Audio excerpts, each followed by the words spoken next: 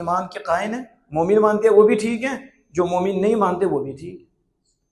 नाउज़ुबिल्लाहि मिन ज़ालिक। वो खड़ी होकर या रसूल अल्लाह कहते हैं, दरूद पढ़ते हैं, सलाम पढ़ते हैं, ठीक है, जो नहीं तो वो भी ठीक है। इसका इलाज हो सकता है। इसको यूँ समझें जैसे फ्यूज़ बल्ब होता है, जैसे फ्यूज़ बल्ब। वैसे तो तुसी टेक्निकल काम करते रहते हो, ठीक है ना, आप ही आराम ना बैठते हो ना किसी ने बैठे, ये काम तो आप करते हो। तो बल्ब की मिसाल आपके लिए मैं समझता हूँ मुनासिब होगी और मौजू होगी।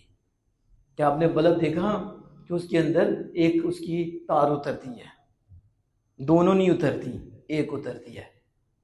तो आप बड़े समझदार हो, आप उसे घुमाते हो, क्या करते हो, उस वक्त नहीं छोड़ते जब तक जुड़ ना जाए। ऐसा ही है ना। तो ये क्या है, कन्फ्यूज। क्या है ये, फ्यूज कम है, कन्फ्यूज ज्यादा है।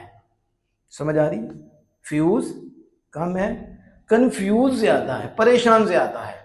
इस तरह मैं बता रहा हूं कि जो इस तरह के लोग होते हैं कि पहले ईमान उनका मजबूत नहीं, ना इल्म है ना उन्हें पता है, जब इनके पास बैठ गया ना तो फ्यूज होते हैं, कन्फ्यूज होते हैं। क्या होते हैं, लेकिन कन्फ्यूज ज्यादा होते हैं। जैसे वो बल्ब है, यूं यूं करते रहो करते रहो करते रहो, परेशान तो है, लेकिन किसी न किसी वक्त वो तार जुड़ ही जाती है और बल्ब रोशन हो जाता है। बल्ब, इसका मतलब ये काबिल इसलाह है, काबिल इसलाह है। ये फ्यूज तो है लेकिन कंफ्यूज ज्यादा है। तो जो कंफ्यूज होते हैं उनकी कंफ्यूजन अल्लाह के फजल से दूर हो जाती है। उन्हें दलाइल दिए जाए, रब नूर पैदा कर दे तो वो हो जाते हैं। और दूसरी तरफ वो होता है जो कंफ्यूज नहीं बल्कि फ्यूज ही हो जाता है। क्या होता है, फ्यूज हो जाता है, उसकी दोनों ही उतर जाती हैं। तो जब दोनों तारें उतर जाती है वो लगती ही नहीं।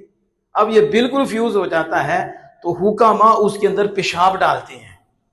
क्या डालते हैं उसके अंदर, पेशाब डालकर, करूरा कहते हैं, उससे फिर तशखीस करते हैं कि इससे बीमारी कौन सी है, इससे बीमारी कौन सी है। इसका मतलब है कि जो कंफ्यूज और फ्यूज है वो इसरार के काबिल है। वो इतना नहीं कि अब उसे नूर फायदा नहीं देगा तो उसके अंदर पेशाब नहीं डाला जाता, लेकिन जो बिल्कुल खत्म हो जाता है वो पेशाब के काबिल हो जाता है।